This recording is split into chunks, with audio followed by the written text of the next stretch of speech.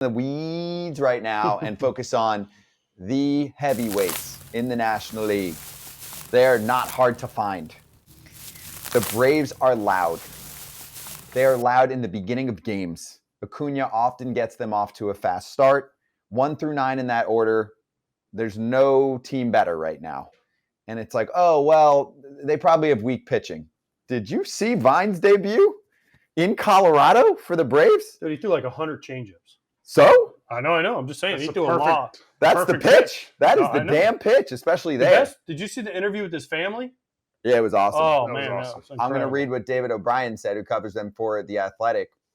He said, suddenly the Braves have more depth and fifth starter options than would have seemed possible not long ago. Winans, Schuster, Kyle Wright after a few more rehab starts, Mike Soroka, and if needed, Chirinos or possibly Smith Shorver, depending on his shoulder situation. And then you saw what Vines just did for the Bravos. And out of all of those names, none of those dudes are starting playoff games either. So you can take from that group, maybe Wright at some point, but you can take from that group and have them involved in a bullpen as well. It is an embarrassment of pitching depth for the Atlanta Braves. Also, for example, have you seen what Pierce Johnson is doing with the Braves? Dude, holy shit. Is there a better, we hit on Chris Getz earlier about him being GM. Is there a better development organization right now than the Braves? No. Dodgers are going to argue maybe, you. But that's why we're talking about these two teams. But look at them. I mean, a lot of these dudes for the Braves are homegrown guys. Albies, right? I mean, Riley, Acuna, Harris. I mean, that's 4 studs. Strider. Fried was traded, so he didn't count. But the whole list of pitchers you just showed almost is all homegrown. I want to take it one step further because... And their bullpen mentor, there's another homegrown... I mean, it's crazy. And their bullpen's really good. Here's my question with these two teams, because they do this better than most. We can talk about drafting, developing, keeping the right guys, all that, cool. Here's what blows my mind. Teams like the Braves and the Dodgers can make a trade and instantly the player is better. You can't tell me it's just like, oh, he's happy now, it's winning baseball. I want to know, and we'll ask Lance Lynn this next time we have him on with the Dodgers. Like, what is the phone call? Is it Friedman saying, hey, dude, welcome to the squad on Wednesday. Why don't you come in a little early? Let's sit down and chat about how things are going for you and what we're seeing and whether there's a tip or a pitch mix change or anything like that. There's got to be something, because all of a sudden a player goes over to that team. We've seen it with a ton of dudes on the Dodgers, and I'm bringing up Pierce Johnson as an example. He was not good earlier this year with the Rockies, and don't just blame Colorado. First of all, he was from Denver, and his numbers were better in Denver than on the road. He was worse on the road. So I'm like, and I get it, it's the Rockies. I'm like, how does a guy like that go over to Atlanta and become one of the most dominant relievers in the game right off the jump? And he's always had the stuff, and he's had success with the Padres in the past. But that's the shit I want to know the player perspective on.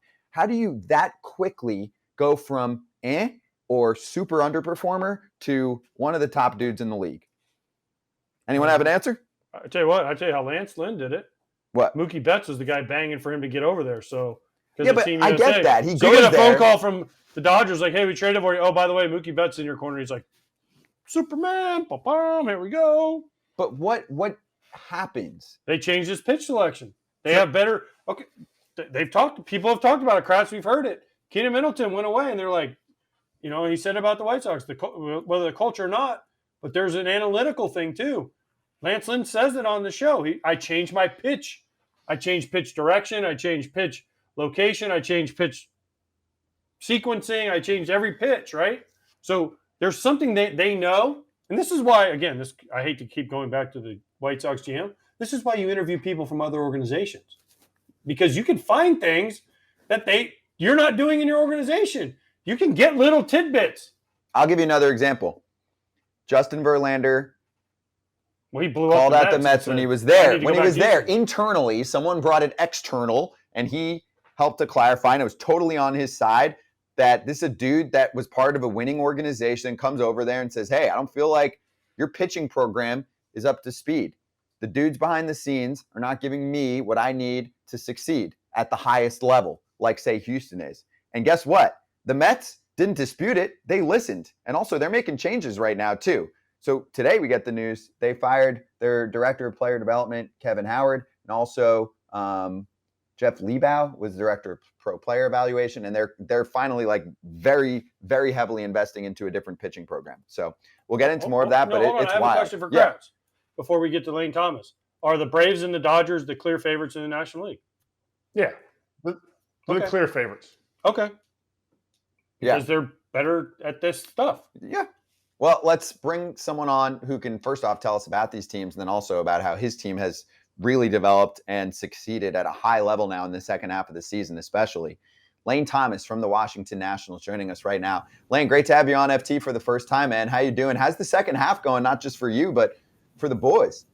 Yeah, good, man. Thanks for having me. It's cool to get to talk to you guys. Man, it's been good. I think, as everybody knows, we got a bunch of young guys in trades and, some guys that didn't have a ton of experience and just kind of got to get their feet wet in the big leagues. And, man, it's been fun to watch them kind of transition into the players they are now. So before we get into what's gone really well and some of the other players, teammates of yours that have been improving, you've faced the Braves and the Dodgers this year. What do you think? Like, you heard a little bit about what we were just saying.